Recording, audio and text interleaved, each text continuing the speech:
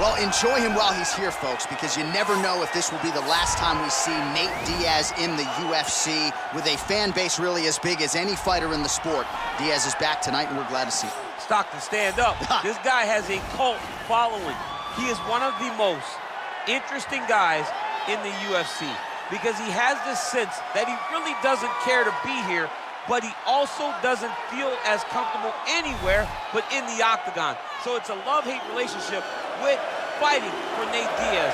When he's happiest, when he's best, he's fighting in the UFC. A guy that boxes, unbelievable, but I think it's the attitude of Nate Diaz that has made him into one of the biggest stars that we've ever seen in the octagon. He had a couple of life-changing paydays against Conor McGregor, the win at UFC 196, the majority decision loss at UFC 202. Which to this day he says he won, right? He thinks he won that fight. But one thing goes without saying, and I'll say it anyway, when Nate Diaz fights, the world is watching, and that is the case yet again here tonight. Well, when history looks back at the body of work of this man, Rafael dos Anjos, not just one of the more accomplished Brazilian fighters of all time, maybe even a fringe Hall of Famer, still getting it done now in a second UFC division. It's unbelievable that he is still able to be so successful after being here so long. I remember after he lost to Khabib Nurmagomedov, the next time you saw him, he was a different guy. From the Jason High fight to beating Benson Henderson, Nate Diaz, Anthony Pettis, winning the title and then defending against Donald Cerrone, you understood that he had made the necessary changes in order to become a UFC champion. He's still doing that in a new division at 170 pounds. And most amazing for me is that this dude started 0-2 in the UFC back in 2008, Unreal. had a must-win in 2009, and has gone on to become one of the better lightweights and welterweights of his era.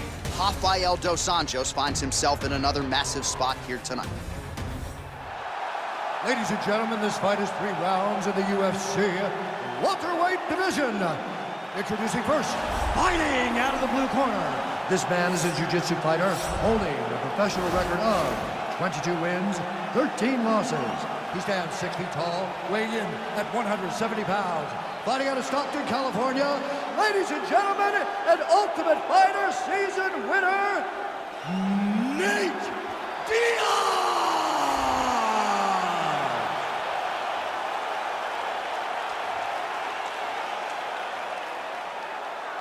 And now introducing his opponent, fighting out of the red corner. This man is a grappler, holding a professional record of 32 wins, 14 losses. He stands 5 feet 8 inches tall, weighing in at 170 pounds. Fighting out of Rio de Janeiro, Brazil, Rafael dos Anjos.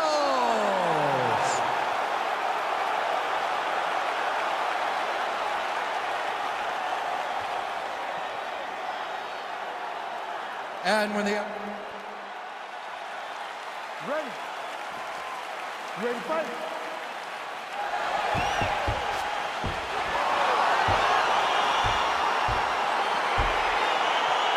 All right, we are underway here at the home of the UFC, the T-Mobile Arena here in Las Vegas. Look at the whip action that comes from him throwing that kick. Dos Anjos' striking looks sharp here as he lands the punch there, DC. Jason Perillo doing a lot of good work there with RDA in Southern California.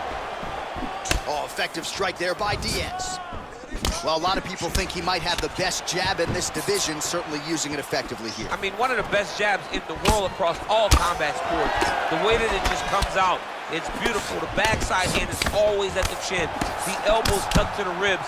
The jab goes out, the jab comes right back to the face.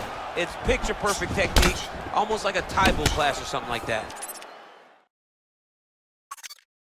All right, well, the strike lands there, so he did hit the desired target, but it almost looked like slow motion to me. Yeah, he's moving in slow motion. He's throwing everything at his opponent, and he couldn't get him out of there. Now it's just a matter of trying to survive and not get knocked out himself. So just over 20 total strikes have now landed for Rafael dos Anjos. All right, so he continues to use his jab effectively here, DC. He gets that hand to the target pretty quickly. I mean, just right away, blasting the jab after jab after jab. He's a phenomenal boxer with a vast understanding of fighting behind an educated jab. Dos Anjos gets caught with that punch. His chin is held up thus far. Got to shore up the defense here, though. DC, Massive hook land, and his opponent seems to be on his way out of the fight. Oh, he might be out. Oh! Wow!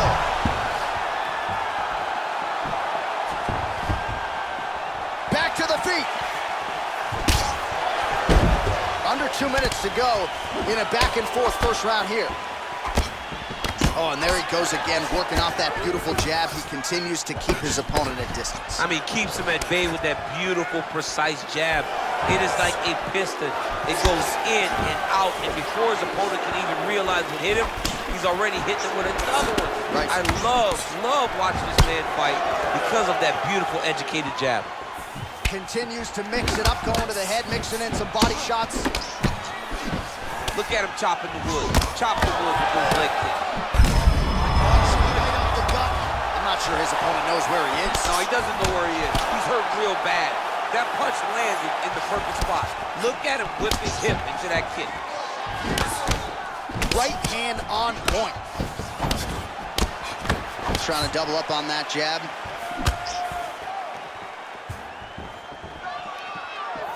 Effective punch there by Diaz. Dos Anjos gets caught by that straight punch. Can't take too many more of those.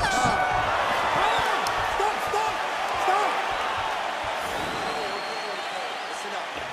You've been here before, all right? That was nothing.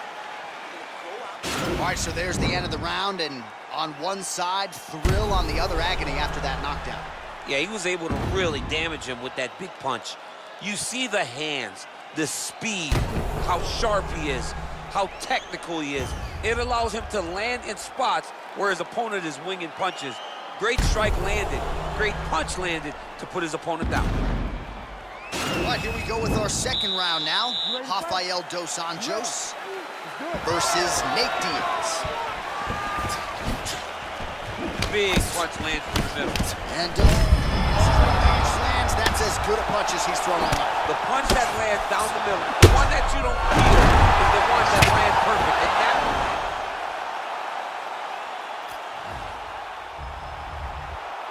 Man, he's timing his shots nicely. It's like Tom Brady out there. He hasn't missed it. John stops. Dos Anjos gets up, but he looks dazed and confused. Oh! Oh, he dove and he lands. Wow!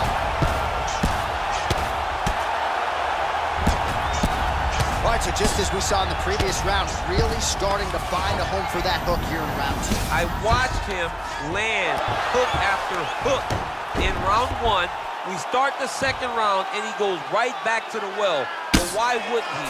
He has one of the best hooks in the entire game. Oh, nicely done there as he escapes back to the feet. Whoa! He's out! Oh, my goodness! What a fight! Just the way he drew it up as he gets the knockout victory here tonight, it's hard to land a strike more flush than he did right there, and I'm not even sure the opponent saw it coming, so he'll see the replay and probably shake his head, but ultimately this is a huge result and a huge win for that fighter here tonight.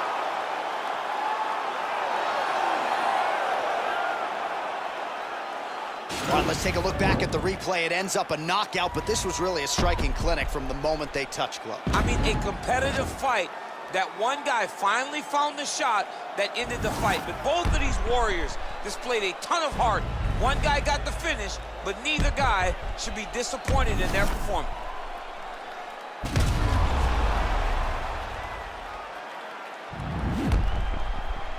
Now we go inside the octagon. Bruce Buffer with the official decision. Ladies and gentlemen, referee Herb Dean is going to stop to this contest at 1 minute, 45 seconds of round number 2. Declaring the winner by knockout,